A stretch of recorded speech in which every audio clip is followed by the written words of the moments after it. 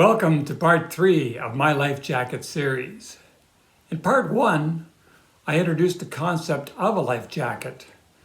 Those things that show up in our lives that we cling to get through what may be some rough times or rough waters. In part 2, I delved a little bit more into why we need life jackets. Life jackets are meant for water. Now, we love water activities, but sometimes waters can get tough. There's obstacles that we come to, and our life jackets, they just get us through the obstacles. They keep us afloat so that we can live to face another day. Our life jackets keep us in the game. In this third part number 3, I'm going to introduce a personal story of my personal life jacket that I found and clung to when we just moved to Canada and when I was around 6 or 7 years old. Her name was Louise. But first, a little family background. My dad had a successful family import-export business selling plants with his brother Adri throughout Europe and North America. They would grow the plants in Boskoop and export them throughout Europe and North America. Since Dad was involved in mostly the export end, it was not unusual for him to travel for 2 or 3 months to Canada to drum up business. Right after I was born in 1951, Dad apparently went off again for 3 months selling our products in Canada and the United States. This obviously had a negative effect on my mother, as Dad was gone for long periods of time. I guess to resolve this issue, they eventually decided to move to Canada. So, in 1956, Dad packed up the family, and although he usually traveled by boat to Canada for his trips, Mom wouldn't have that. She wanted to fly. So in 1956, we spent a fortune and the whole family of 6 flew and settled in Richmond Hill, which is just north of Toronto. This is the original house that we moved into in Richmond Hill, and Dad wrote captions in the photo album. He had a course in handwriting, and look at the R's and the H's, the meticulous detail. I never appreciated that. When we moved to the garden center, he also wrote all his signs in this type of language, and we had beautiful signs. This is a picture of our trip to Ohio. As you can see on the picture, it's October of '57, but the picture was actually in July. That's me on the tailgate, the little guy sitting there. And of course, Adrian's on the driving wheel, and that's Mom in the middle, Connie hanging out of the window, and Mariette sitting on the back. I don't think the neighborhood knew what hit it once we moved in there. Here were this Dutch bunch of 4 young kids and a family that clearly was not Canadian. I remember at that time, I felt a little bit different from the other Canadians that lived in our neighborhood. While others would take it easy on Sunday morning and just relax and play games, my parents loaded us into the family station wagon, and we would drive down Yonge Street, down to Toronto to the Dutch church, and we would spend the morning at church with the Dutch community. Another peculiarity about our family was that Dad wanted to expand his business in Canada.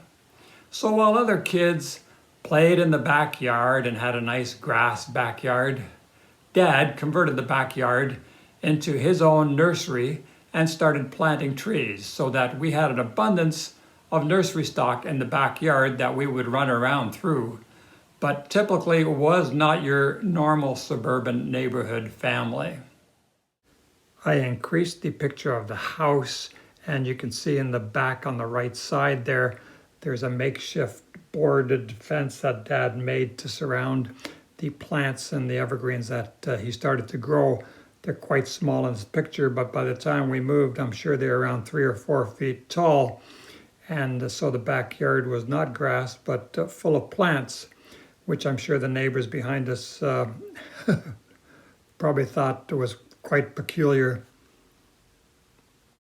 As I said, I was the youngest of four, and there was 2 years between each of us, so I don't recall playing a lot with my two sisters and my brother, who was 6 years older than me and probably didn't want to have anything to do with me anyway at that time. I remember one of my earliest memories as a Dutch kid of 5 years old coming to Canada was my first day of school. I recall I hated school at that time. As a matter of fact, I remember being excused to go to the bathroom and trying to find the exit door of the school so I could walk home. I'm sure I didn't know where home was, and it's probably a good thing I never got out the door, but I can remember feeling very out of place because I probably didn't know much English at that time, and I dreaded being in a class with all these weird kids that were carrying on, and I had no clue what was going on. So now let's get to the story of my first lifeline, Louise. Louise was my age, and she lived next door in the house next to us.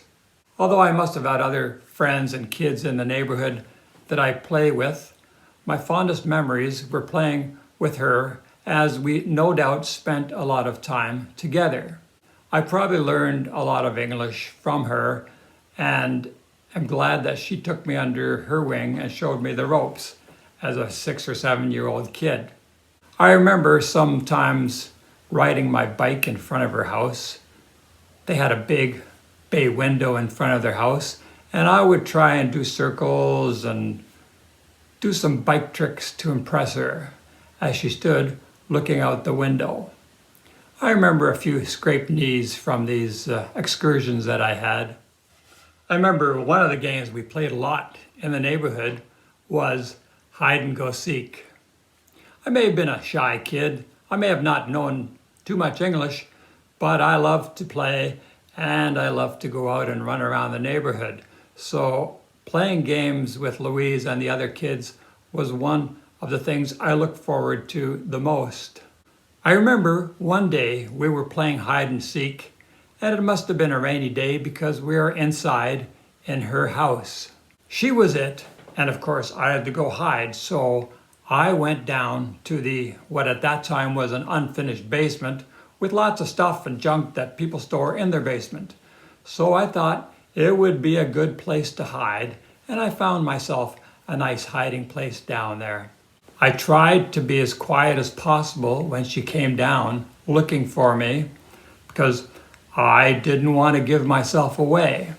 So I would be crouching down, anticipating her coming by, but trying my best not to make any noise so she would find me. I heard her coming. She was getting closer and closer, and I was a bit crouched down, hiding, trying my best not to be heard and to be quiet. I probably even had my eyes closed a bit, but I was a bit curious to see where exactly she was, so I had to come up for air and see exactly what was going on. Well, as I came up for air, there she was, and she planted a big wet kiss right in the middle of my lips. And then she took off. I was dumbfounded as a kid. I was baffled and surprised and a bit embarrassed, I might add.